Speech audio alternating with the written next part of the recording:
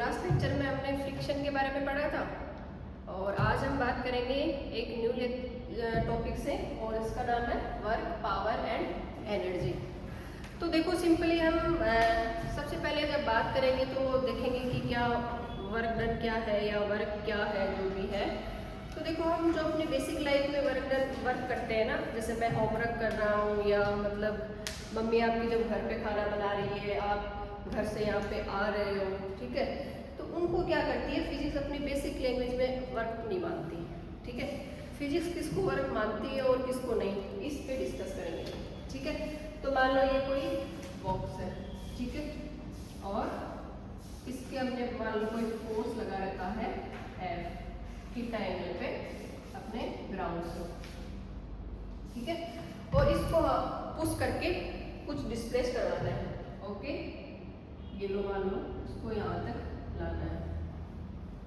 तो अब हम बात करते हैं कि ये ब्लॉक ए था, अब यहाँ पे आ गया है किसी दूसरी प्लेस पे आ गया और इतना ये डिस्प्लेस हो गया है, ठीक है, इतना डिस्प्लेस हुआ है, इतना ये डिस्प्लेस हो गया है। तो देखो अब हम यहाँ पे इसका वर्क डन निकालेंगे या वर्क का बेसिक फॉर्मूला पहले निकाल लेते हैं। तो इधर इस डायरेक्शन में क्या लग रहा है F cos थीटा, ओके, और ऊपर क्या लग रहा है F sin थीटा। तो वर्क निकालेंगे तब क्या होता है अपना फोर्स इनटू डिस्प्लेसमेंट।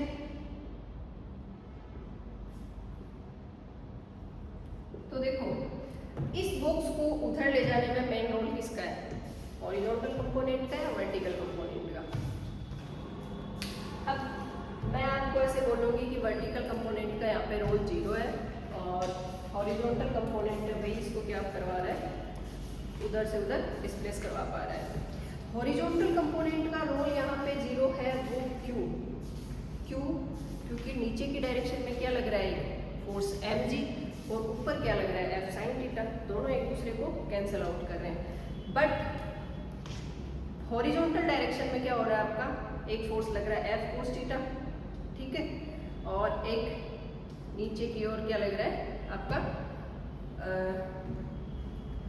जो ग्रेविटेशनल फोर्स लग रहा है, ठीक है।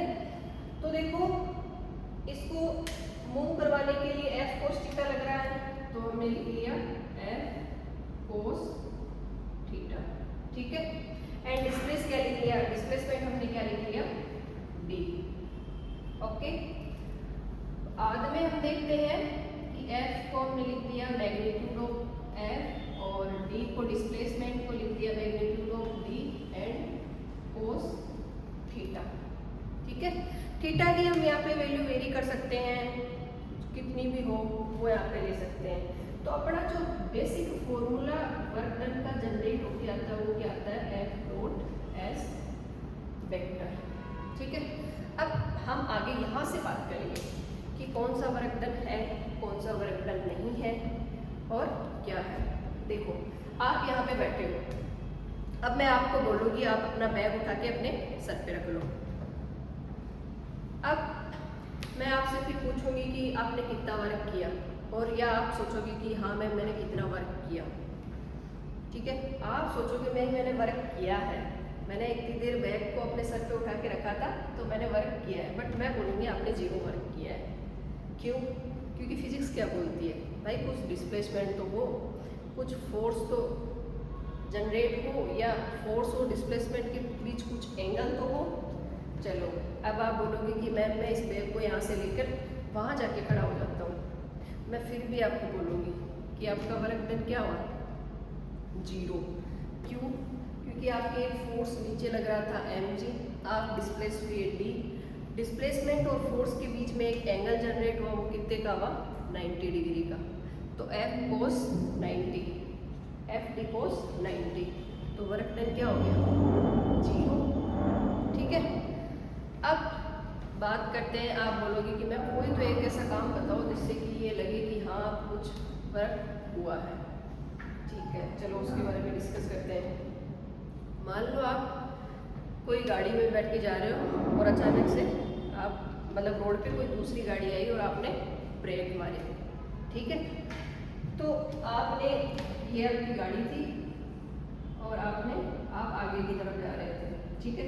आपने ब्रेक लगाए तो पीछे की तरफ क्या लगाई, फ्रिक्शन फोर्स, ठीक है। फ्रिक्शन फोर्स लगा पीछे की तरफ, आप गए आगे की तरफ। अब आपके पास में वर्क क्या आया, एफ डी कोस, ये मैग्नीट्यूड है दोनों, ठीक है, और 180। तो अब क्या आ गया आपका माइनस एफ डी फ्रिक्शन के केस में। अब आपका वर्क डन क्या आ गया, नेगेटिव, ठीक है।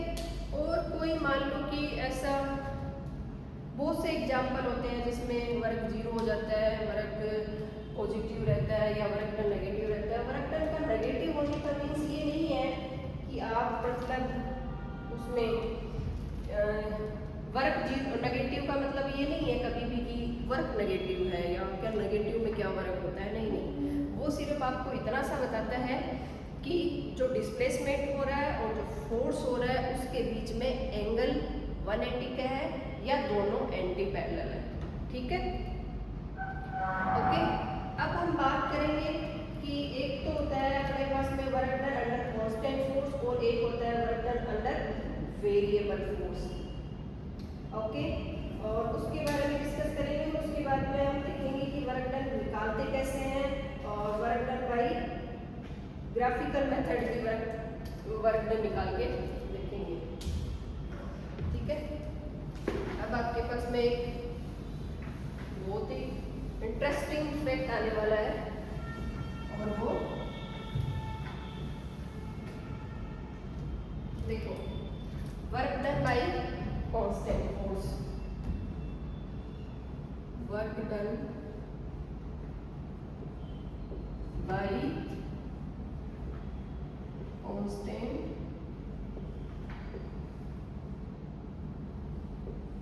फोर्स। मान लो ये आपका कोई एक्स एक्सिस है, ठीक है, ये कोई वाई एक्सिस है, ठीक है, और ये आपका पोजीशन वेक्टर है r1 और ये है पोजीशन वेक्टर r2। अब आपको पॉइंट A से पॉइंट B की तरफ जाना है, ठीक है, और ये आपका डिस्प्लेसमेंट क्या हो गया, डेल r। इसके मालूम पोजीशन वेक्टर है x1 y1 और z1 और इसके हैं x2 y2 और z2।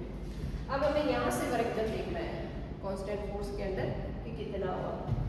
तो देखो अपना W बराबर क्या होता है, F vector dot S vector, ठीक है, या डेल R वेक्टर ले लो यहाँ पे, ओके।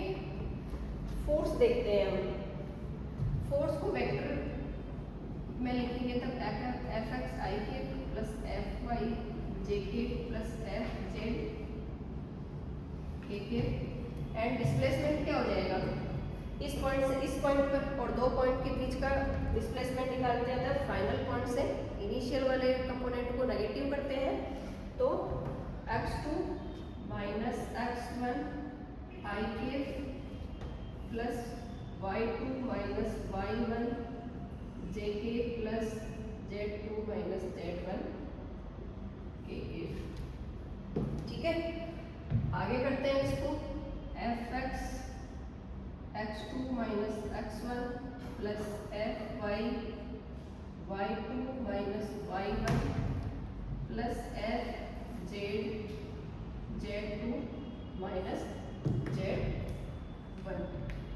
यह आपका क्या आ गया, work done under constant force, ठीक है। जब हम सिंपल एक कॉन्सेप्ट लिखते हैं तो हम बोलते हैं कि work done under constant force will be path independent, and second concept लिखते हैं work done under variable forces will be path dependent and will be independent. यहाँ हम कांस्टेंट फोर्स की बात कर रहे हैं तो सबसे पहले आप नोट लगा के एक बात लिखोगे कि work done under constant force, note लगा लो कोई, ये आपका फोर्स आ गया, ये आपका वर्क आ गया, और यहाँ पे आप नोट डाल के एक बात लिखेंगे, work done under constant force, work done under constant force work done under constant force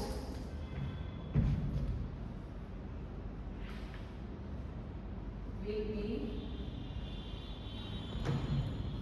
path independent.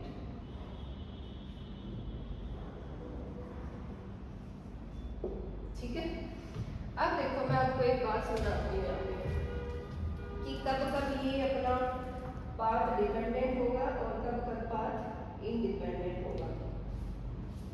ठीक है, तो हम इसके बारे में डिस्कस करेंगे।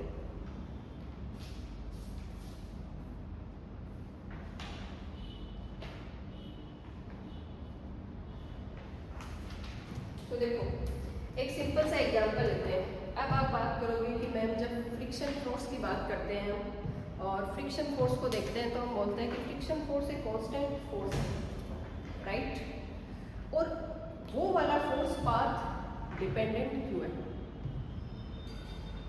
मतलब फ्रिक्शन फोर्स जब हम पढ़ते हैं और उसके द्वारा जो वर्क डन पढ़ते हैं उसमें हम देखते हैं कि फ्रिक्शन फोर्स के द्वारा किया गया वर्क डन पाथ पर डिपेंडेंट होता है, यानी जो हम पाथ डिस्प्लेस करते हैं उस पर डिपेंड होता है। लाइक जैसे कि ग्रेविटेशनल, उसका पाथ डिपेंडेंट नहीं होता। हम देखते हैं कि पाथ इनिशियल पोजीशन देख लेते हैं, कोई यहाँ था, फाइनल पोजीशन ग्रेविटेशनल के अंदर यहाँ आ गया और हम वर्क डन निकाल देते हैं। बट फ्रिक्शन फोर्स में हम ऐसा नहीं करते, ये एक एक्सेप्शनल है यहाँ पे। और आप लिखेंगे कि मैं आपको पहले समझा दूँ कि फ्रिक्शन फोर्स के अंदर जो भी वर्क डन है वो पाथ डिपेंडेंट क्यों है।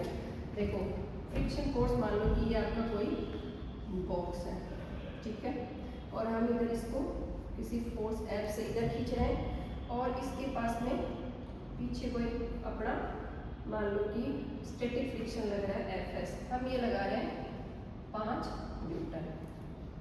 ठीक है, अब अपना जो F लिमिटिंग या फ्रिक्शन फोर्स है वो क्या करेगा? पहले इसकी लिमिट को पूरा करना पड़ेगा उसको, फ्रिक्शन फोर्स को, उतना तो वो वेरी करेगा। तो अब क्या हो रहा है, उस फोर्स का मैग्नीट्यूड क्या हो रहा है? वेरी कर रहा है। देखो जैसे कि मान लो पहले फ्रिक्शन आपका स्टैटिक फ्रिक्शन लग रहा है 1 न्यूटन, तब भी ये बॉक्स क्या हो जाएगा, मतलब इस वाले फोर्स को मूव करवाने के लिए क्या करना पड़ेगा?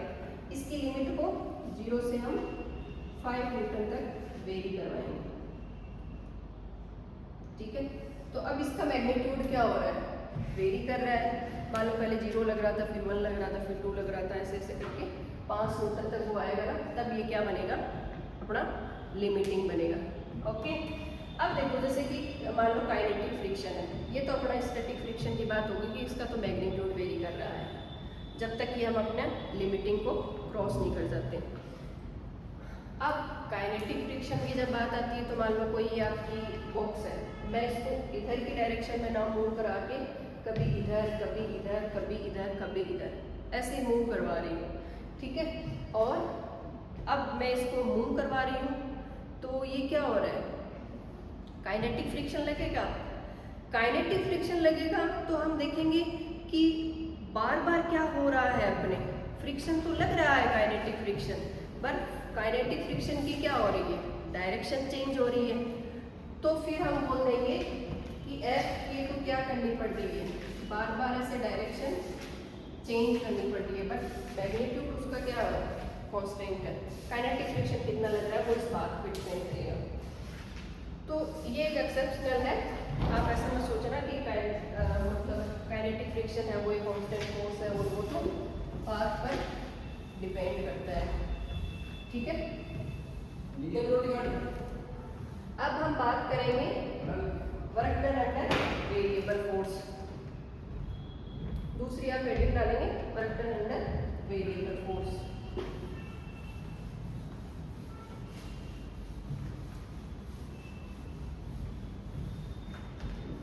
Work done under variable force में क्या होता है? हम जिस पॉइंट से स्टार्ट करते हैं और आगे जिस फाइनल पॉइंट तक हमें वर्क डन निकालना है उसका हम क्या कर देंगे? इंटीग्रेशन। सिंपल सी बात है।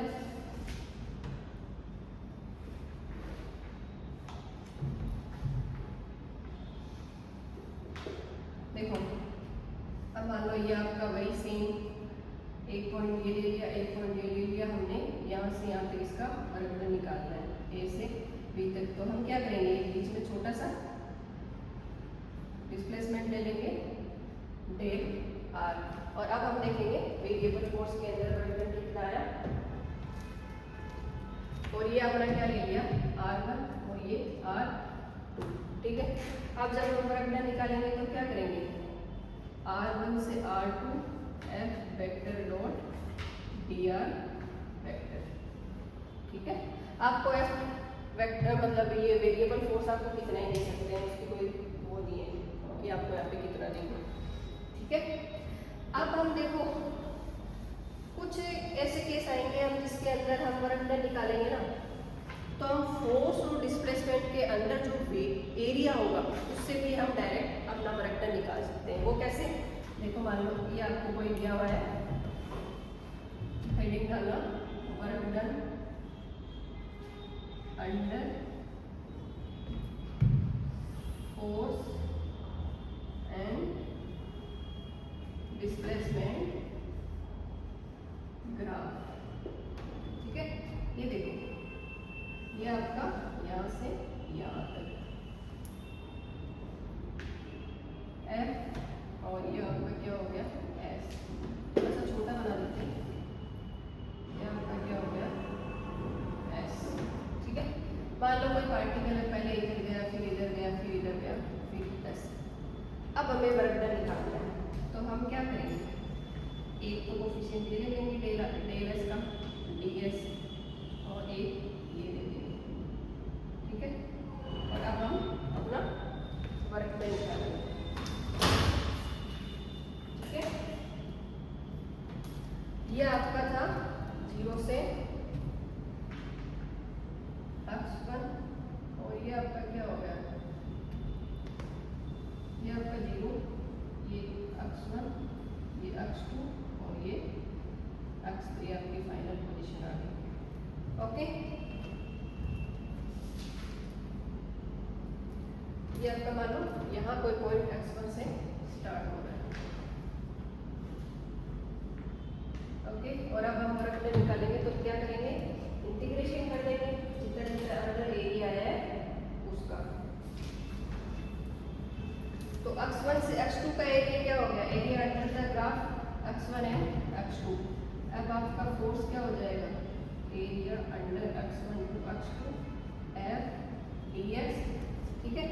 ये वाला वैसे नेगेटिव डायरेक्शन में है फोर्स की, तो ये वाला क्या कर देंगे माइनस x2 से x3 F dx। देखो मैं आपको क्वेश्चन करवाती हूँ तब आपके सारे डाउट दूंगा, ठीक है। पहले मैं आपको एक ये कांस्टेंट फोर्स का क्वेश्चन करवाऊंगी, फिर आपको मैं एक area under the force and displacement graph उसका क्वेश्चन करवाऊंगी, हम लोग क्वेश्चन करेंगे, ओके। पहले कोई एक क्वेश्चन ऐसे रैंडम ले लेंगे, कांस्टेंट फोर्स से इनिशियल पॉइंट और फाइनल पॉइंट के बीच में वर्गमूल निकाल लेंगे। तो उसका क्या है, फोर्स आपको दिया हुआ है, मान लो कोई F इक्वल टू क्या दिया हुआ है IK plus 2 JK minus 3 KK, और कोई दो पॉइंट दिए हुए हैं, ये पॉइंट A और ये पॉइंट B। इसके मान लो पोजीशन वेक्टर है 1 1 एंड 3 और इसके मान लो है 2 2 और 4, ओके। अब हमें वर्गमूल निकालना है तो W बराबर क्या हो गया आपका F डॉट ds। ds से क्या बताएगा, displacement final point minus initial point, और ये आपका फोर्स रहा। तो ये आपका क्या हो गया IK plus 2 JK minus 3 KK, और final point minus initial point क्या हो गया 2 minus 1 1 IK plus 2 minus 1 1 JK plus 4 minus 3 KK 1 KK। आई कैप से आई कैप मल्टीप्लाई, जे कैप से जे कैप और के कैप से के कैप, ठीक है।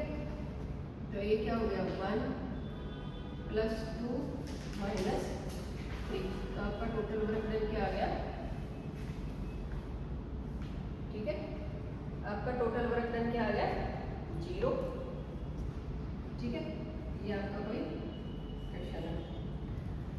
अब देखते हैं work done under area.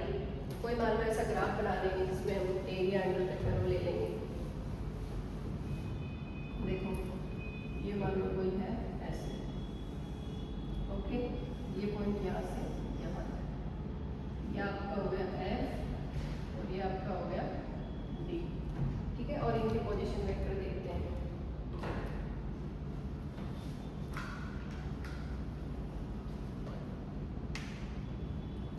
Force क्या लग रहा है आपका? 10 न्यूटन, ओके, और ये वाला क्या हो गया? कोई 2, ये मान लो 4 और ये मान लो 6, और ये इधर आपका क्या हो गया? -10 न्यूटन। अब हम क्या निकालेंगे? Work done area under the curve. तो देखो पहले आपका ये वाला क्या है? एक स्क्वायर, एक रेक्टेंगल मान लो, ठीक है। ये वाला आपका क्या है? ट्रायंगल, और ये वाला आपका फिर से क्या है? ट्रायंगल। ठीक है, तो देखो अब हम जब वर्क डन निकालेंगे ना, तो हम क्या करेंगे? एरिया अंडर द कर्व पहले रेक्टेंगल का निकालो, यहाँ से 0 से 2 और 0 से 10। तो ये क्या हो गया? फोर्स कितना है आपका? 10 इंटू ये क्या हो गया? 2, और ये क्या हो गया? 10। ठीक है, और अब इसका क्या हो जाएगा? 2 इंटू 10 इंटू 1/2, ये आपका ट्रायंगल का एरिया हो गया। अब बात करते हैं इसकी, क्योंकि अब हम क्या चले गए? नेगेटिव में, तो अब ये वाला क्या करेंगे? इससे नेगेटिव, तो 1/2 इंटू 2 इंटू 10, तो ये इससे कैंसिल आउट हो गया, तो अपने पास में टोटल वर्क डन क्या आ गया? 20 न्यूटन। ठीक है, आगे बाद में बात करेंगे हम, ओके।